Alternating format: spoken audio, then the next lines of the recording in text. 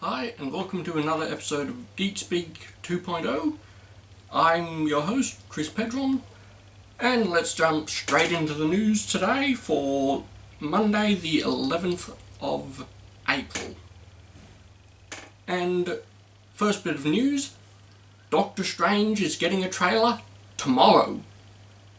That means that it is due for release on the 12th of April in America. Not entirely sure whether or not we'll get it the same day or if we'll get it basically after the American release, which would give it to us on probably late Tuesday night, early Wednesday. But I, for one, am really looking forward to this. It will answer a lot of questions I have about the film, a lot of stuff that we've seen from previous trailers or leaked set images that should make this movie look and hopefully be as incredible as the character himself. Now, another trailer that has recently dropped is in the previous week. We've had a trailer for Rogue One drop. And while this trailer does give a lot of information that most of us already knew about the upcoming movie, including the main character being a fighter for the rebellion, and that the story itself was focusing around the acquisition of the Death Star plans,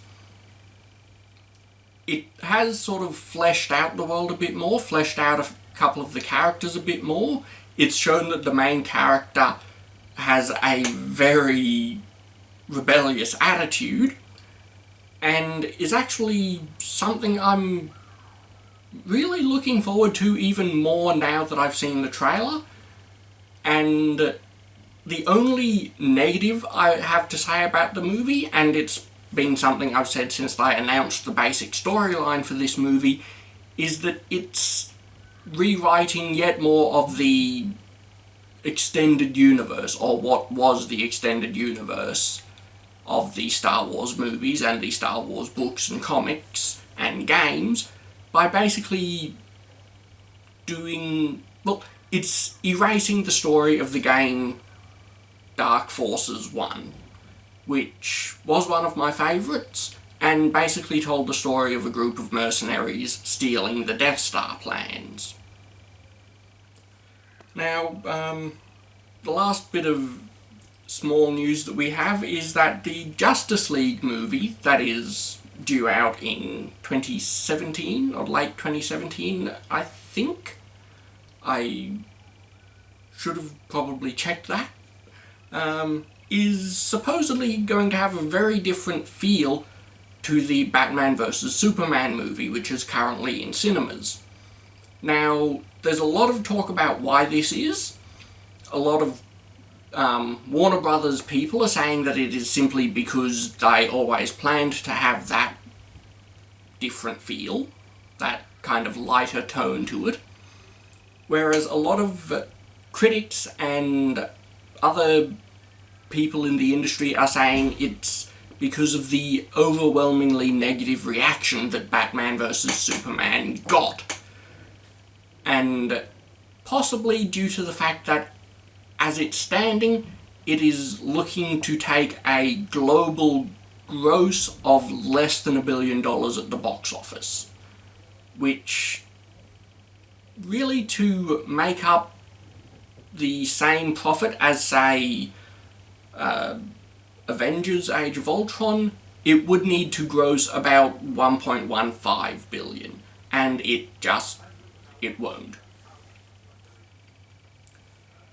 So, the first big thing that I want to talk about in today's episode is that Marvel and its live-action universe, as I refuse to call it just the cinematic universe anymore, since it now has 3 already existing TV shows, or live-action serials, and also 2 more upcoming, and they've just announced another live-action series with the adaptation of the characters Cloak and Dagger.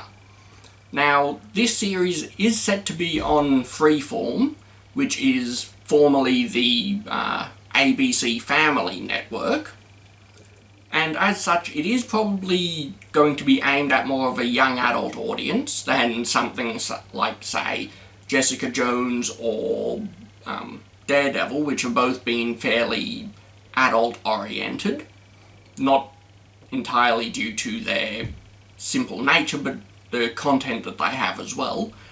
Whereas Cloak and Dagger is set more to be a romance between Tandy Bowen, who is the titular Cloak, and Tyrone Johnson, who is...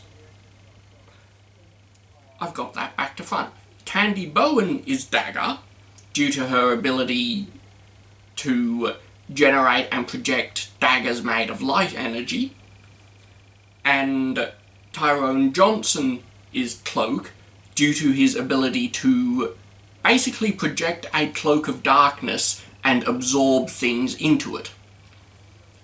And in the comics, these two were always shown to have a very symbiotic relationship, as basically Dagger generated an almost infinite amount of this light energy, and Cloak required light energy to basically continue living. So the two of them worked together. Cloak developed, in the comic books, he developed the ability to teleport, and the two of them worked together as mercenaries. In this television adaptation, it's more going to be the origins of their partnership, and is going to follow not only their powers awakening, but also it seems it's going to be following more of their burgeoning romance. And again, this is for the young adult audience, so I can kind of see how that will suit. As such, this has only just been announced, and so we have no news yet on casting or even directors or writers or any of that sort of thing. The series has only been greenlit for a straight-to-series order, and will hopefully we will have some news on that, on casting and director and such soon, and as soon as we do, I'll update you in a future video. Now, the last thing I want to talk about is Suicide Squad. Now, yes, I am going to say that I'm not a big fan of the DC movie adaptations of late. Man of Steel, not great. Batman vs Superman, I'm refusing to watch it because, well, basically Batman has a gun, and if you know anything about the Batman comics, he despises the use of guns. But, Suicide Squad looks like it stays more true to the characters. However, they have said that they're doing reshoots, and this has been confirmed on the cast and crew's Twitters, that they are currently in the process of doing reshoots. There's a lot of rumour about the cause of these reshoots. A lot of people saying it's to inject more humour, as the film was going to have a much darker theme than the trailer gave off or suggested. Whereas the one of the stars, Jai Courtney, has tweeted that it is to add more action to the story. Now, a lot of people have been wondering whether Jai Courtney's explanation is true and they're adding more action, which would possibly lessen the darker tones and make it a dark action comedy, or whether whether he's just trying to put a bit of spin on it and saying they're adding more action when they're adding more comedy, or whether it's kind of a mix between both and they're adding more action but more comedy as well. And of course, as it is the end of the episode, we have a final recommendation for you, and it should come as no surprise considering it is available in stores as of today. But we're going to go ahead and recommend Star Wars Episode 7, The Force Awakens. I've got my copy here that's still in the wrapper that I have yet to put into my machine and boot up for the first time, or watch for the first time in my own home. But yeah, if you didn't get a chance to see it at cinemas, definitely go and pick it up. If you are a fan of the Star Wars franchise, even if you did see it in cinemas, it is available now, so go out to your local entertainment store. Us Australians, that would be Sanity, Big W, JB Hi-Fi, anything like that. Not sponsored. And pick it up. I highly recommend it. It is a brilliant movie, and it's what I'll be doing as soon as I finish editing this.